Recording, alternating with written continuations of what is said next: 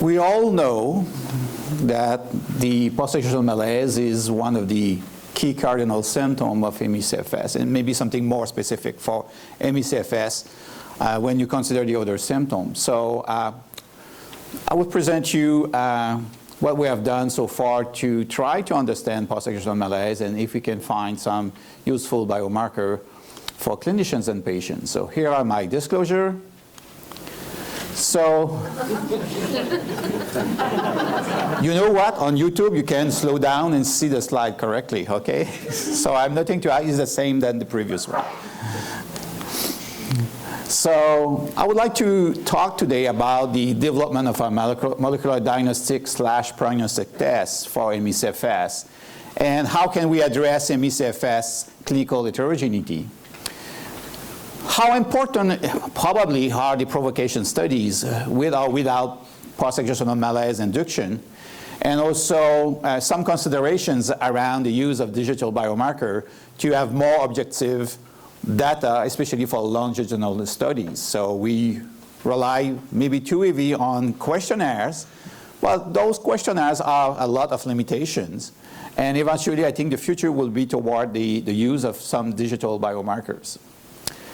Where are we in terms of molecular stratification of myalgic encephalomyelitis? So I will give you an update about the role of circulating microRNA, and also I will introduce you to a new player in the field. It's a well-known molecule called thrombospondin 1, okay? And I hope to convince you that this molecule is not only a new player, but a very active players in the field of ME. And the last thing will be some points about how can we bring together ME/CFS in the precision medicine era.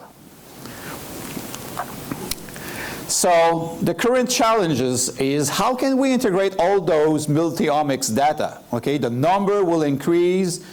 We often refer to the big data, and you have a different one. So each of us have his favorite omics. You cannot be expert in all omics, okay, possible. So this is a challenge because you have a pile of data and not a single lab have access to all possible data for a single or of a group of patients. But we need to extract some kind of specific molecular signature. And again, we need to agree about what is the signature. Is it a signature associated with fatigue impairment, cognitive impairment, under-refreshing sleep, or some specific key symptoms? So this is very important.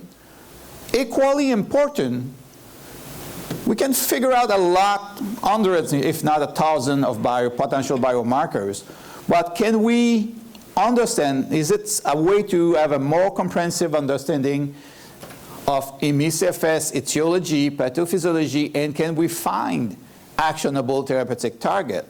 Because if we give to a patient a long list of biomarkers, and at the end of the day we say, hey, you are ME. Wow, what complete achievement. The patient say, what you can do for me, or for my ME.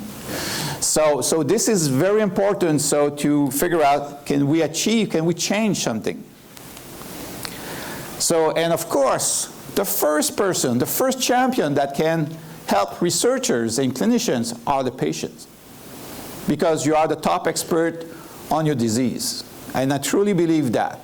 So the test that I will show you later on the next slides has been developed with patients. So this is truly important for us as well as for all the members of the ICANN-CME Research Network. Let's talk about provocation studies. And you may find some of my slides a bit provocative too. Of course, this is not a typical Canadian fellow, okay, don't worry.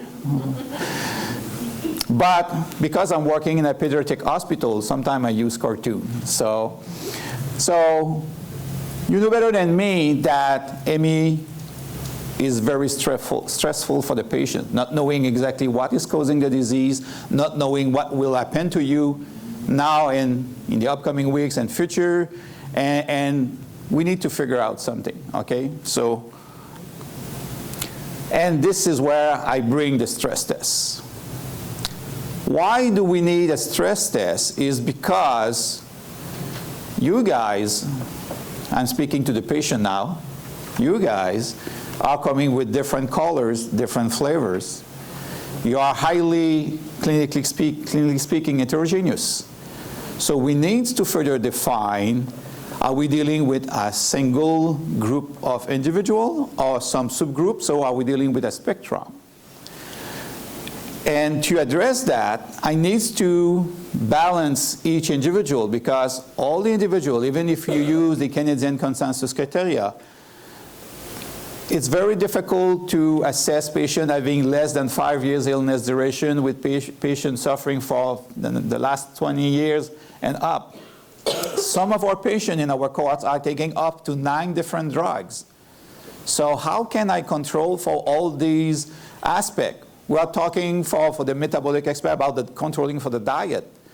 So, and of course, which type of patient are you seeing? Are you seeing mildly affected individual that can walk in clinics on the labs to be tested? Or we are referring to housebound, or even worse, bedridden individual, the very sick, the very ill one, that can reveal more about the disease potentially. And you know that housebound and bedridden are never participating, or very rarely, in clinical studies. So we are missing, we have big gaps in different studies. So that's why provocation studies is very important. So we did one using a stress test, which is very simple. This is a machine, that an inflatable cuff that apply gentle pressure, is a massage. The machine is being authorized by Health Canada as a therapeutic messenger machine. 0 to 4 psi is not harming anyone, okay? And it's a portable machine, and we combine the machine with different situations. In that case, we test identical twins, but discard them for the disease. So the ME twins is in orange, and the co-twin unaffected is in blue. And you see here the heartbeat variation over the 90-minute stimulation. And we were able to register that using a smart vest developed by the company called Exoskin, which allowed us to measure many, many different physiological parameters before, during, and after the test. So what we learned from that, okay, we did a feasibility study with these very same couple of twins, is you see the variation of the heartbeat here, okay, before the test, so, and after that, okay, very difficult to really pinpoint significant changes. But using the proprietary algorithm developed by Exoskin, we were able to analyze their sleep data. And you can see here, for instance, sleep position changes. So for the LT twin, 31, 75 for the affected twin, because they don't have a good sleep. You see also change in the REM sleep phase, non-REM sleep, time awake, for instance, time awake, 2 minutes, 40 seconds, 30 minutes, 40 seconds. So those are normal change that, as you know, a lot of persons suffering of ME/CFS will report. And we saw also some change post-stress. So for instance, the REM sleep, okay, decreased by 10% and now by close to 28% here in that cases. We don't know yet the clinical relevance of that, because this is only one test with one couple, but we will do for every new patient. So that's bring us to develop this stress test version 2.0. So this is you before the test, very happy to participate. So at the first visit, so there are 3 visits. So at the first visit, the nurse gives you the tablet to do the data brain vital test, which is a very friendly, ludic test to measure your neurocognition. So 3 quick tests that you will do every day. You will also 2 smart vests to port 20 hours over 24, and it's mandatory to wear the vest during whole your sleep time. We will ask you to collect your morning urine, and for the first visit, we will collect also the saliva to do DNA methylation profiling. Of course, the day of the stress test, whoops, you are still happy, but not very sure. So we have the same thing. We apply the stress test that I just showed you. We will also measure at the same time your change in your oxygen level in your brain by brain oximetry.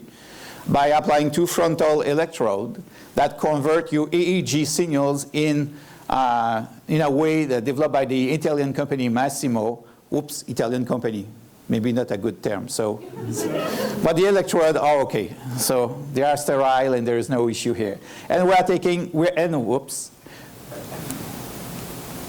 are taking my time, not too quick, too fast. And we are taking blood sample at baseline and 90 minutes after the stimulation. What will happen to you is we are creating a post-exertional malaise. This is the principle behind the stress test. So we hope that during the next 4 days, we will register variation, and after almost 200 individuals tested, we never have to call 911 to bring someone at the hospital, which is a good news, but we make people a bit sicker. Because if we are truly inducing post-exertional malaise, you will have a bit to be sicker. We hope that by the end of this, okay, you will recover, more or less with some spot of purple, maybe, okay, but we hope for the best. And the nurse is coming back to also take additional blood samples to see changes in different biomarkers that we can measure in the blood. We start next week with the first group of individuals doing that. So far, the experimental analytic workflow that we use to identify circulating microRNA in ME/CFS is the following. So we use a discovery phase and using the adjuvant microRNA array technology, so we identify 32 differentially expressed microRNA between the stimulation and from baseline. We are now half through this, and you do a validation phase on a large portion of our cohort where we are using qPCR, because this is a technology used for diagnostic laboratories, so very important to have a compatible tools for the diagnostic laboratories. And here so far is the panel of 11 microRNA that we are using, and 2 of them have been already identified in previous ME/CFS cohort by other organizations. So we are not on the wrong track. I think we are pretty much on the right one. And this is the panel that we are using. I will give you one example about why these microRNA are important. And this is an Ingenuity Pathway analysis. So this is a software developed by the Cargene company, where we are, in that case, showing you the known and predicted target for the MIR6819-3P. So they have beautiful names like that every time. So, and I select that one because that one is involved in targets that are involved in 2 known clinical trials for ME/CFS. So the first one is the use of Ampligenes, which is an agonist of human TLR3 protein, which is very, very important for innate immunity. And the principle is that Ampligene should trigger a stronger immunity by interacting with this receptor. But the problem is if you have a very high expressor of this microRNA, you will repress the production of the receptor. So in a very late term, you won't respond to this treatment. So this single microRNA can be used to say whether or not you will likely respond to Ampligene. The same microRNA also target a phosphodiesterase 5A, which is a target by Viagra. So you will say, wow, Viagra to treat ME/CFS. This sounds so wonderful. But the use is to regulate your brain blood flow by using a vasodilatator. So that's the principle behind this. But again, unfortunately, if you have a high expressor of this microRNA, the target will disappear, so the drug is useless. So I can show you many examples for other drugs that we can reposition or have been proposed for ME/CFS and say which patient can respond, which patient cannot respond, okay, using that. So the biomarkers are not just to assess who is ME/CFS, but also can potentially be important for the design of clinical trial to have, let's say, more targeted approach for ME/CFS patients.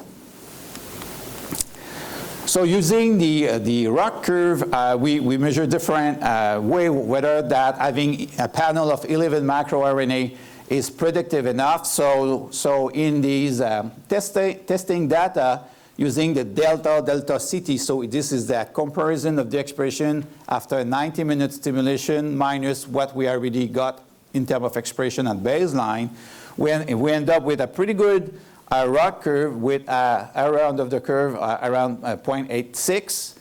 And you see that even at that stage, we have an 80% positive predictive value. If we use only the value, the response, the expression level of our 11 microRNA at baseline without the stress test, because this is my challenge. Why to bother to create a stress test? Can we do something else without the stress test? You see that we have a very, very, very poor predictive value around 43%. And you see the area under the curve is not good at all. More importantly, if we combine the test and training data set with the rest, a large part of the cohort, so you see that our predictive value can increase by 97% predictive positive value. So I'm not saying that we have found the growl, this is the test, but this is just an ongoing process, okay, and we will refine that, but I think we are on the right path, and I hope these data will convince you that the value having a stress test to reveal something more specific about the disease. Having this panel of 11 microRNA, we now are able, using machine learning method, to perform unsupervised clustering of ME patient using Keyman's algorithm.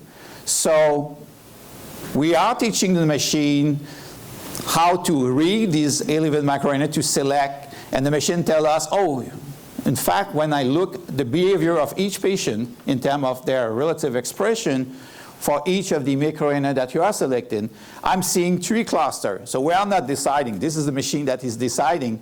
And after that, we saw differences between the different clusters. So in that case, you can easily see a big difference between the cluster 3, which is less fatigue than the cluster 1 and cluster 2.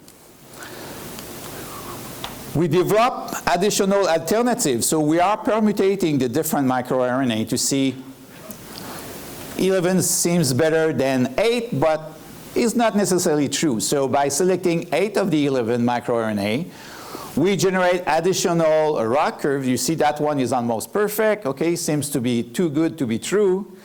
And we also ask the machine to generate unsupervised cluster, and we end up also with additional information when we rely on the very specific questionnaire. So we saw a significant correlation with less fatigue, less general fatigue in cluster 1 versus 2 and 3 here. We saw also more PEM, post-exertional malaise, in cluster 3 when compared to the 2 others. And also some less sleep disturbance in cluster 1 as opposed to cluster 2 and 3. So that can ease the process to further investigate the origin of the sleep disturbance in that group. If I combine everyone here, I will be dealing with too much noise and I will lose the real signal. If I'm comparing here and here, I should see something very different that can help us to figure out what is causing or contributing to the sleep disturbances in these patients.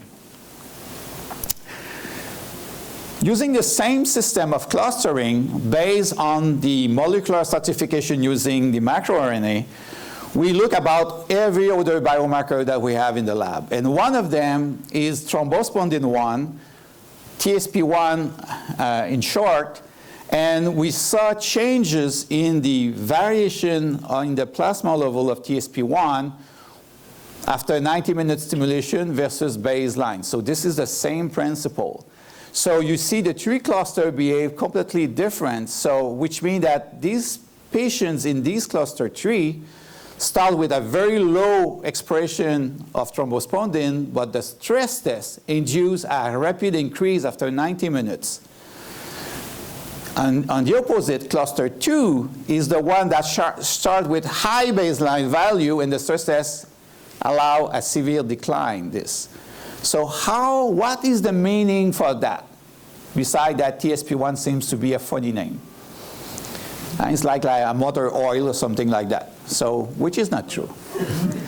So we know because TSP1 is a well-known cytokine involved in many functions. Too high TSP1, okay, is not good, is also involved in many diseases, including cancer. And normally, healthy people should have a very low TSP1, okay?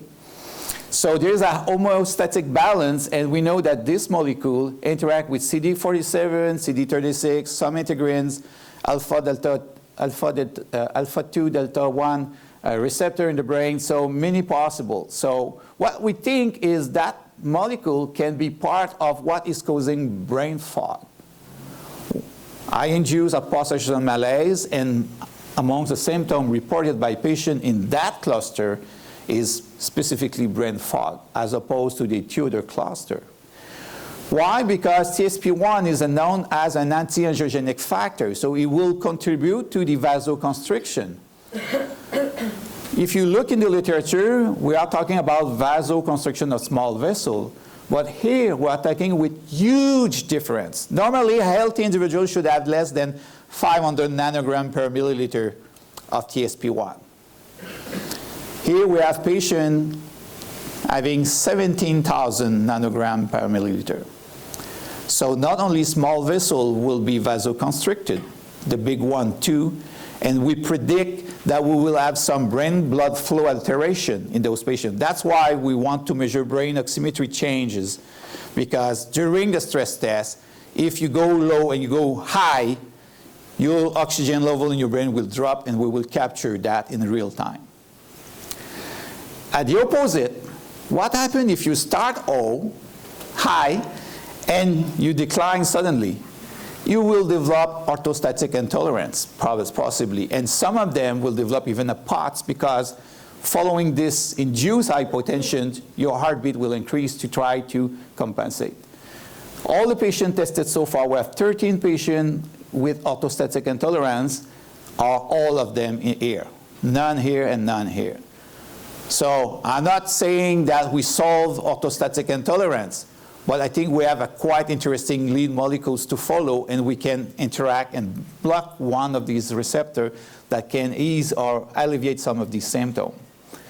Is it something important that we should follow TSPN beside the result I show you? Yes, because that can explain change in red blood cell deformity, which is diminished in patients with chronic fatigue syndrome. That has been reported by the group of Ron Davis in Stanford, because TSP1 interact with some membranous receptor and may modulate the brain deformability. So this can be easily tested in Dr. Davis' setup, and we will indeed try to work with them to validate this hypothesis. Now, this is the provocative part, okay? What is regulating higher level of thrombospondin in the body? First of all, hyperglycemia is known to increase the secretion of higher level of thrombospondin. Secondly, higher tryptophan level is also known to increase TSP1 level. So at the same time that we are doing the test on our patient, we are doing the genotyping of IDO2 mutation, which are very common, okay, and maybe more prevalent. So, which means that if you inactivate EDO2, EDO1 is the only molecule that can take care of your tryptophan, but that one is easily saturatable or saturated by tryptophan. So again, the prediction is the carrier of inactivating SNP associated with IDO2 could probably be more predisposed to have higher TSP1 level. So this is one strike that can explain the increase, at least for the baseline value of thrombospondin. If you are also some hyperglycemia issue, second strike, you promote again your higher level, okay? So I think this is the first time that we can connect the dot between the metabolic trap hypothesis with something that really happening in the patients, and they are not developing ME because they have issue to metabolize tryptophan. higher tryptophan needs to be sorted out, and thrombospondin is rich in tryptophan residue. It's a natural mechanism at the cellular level to reduce the pressure having too much tryptophan inside the cell.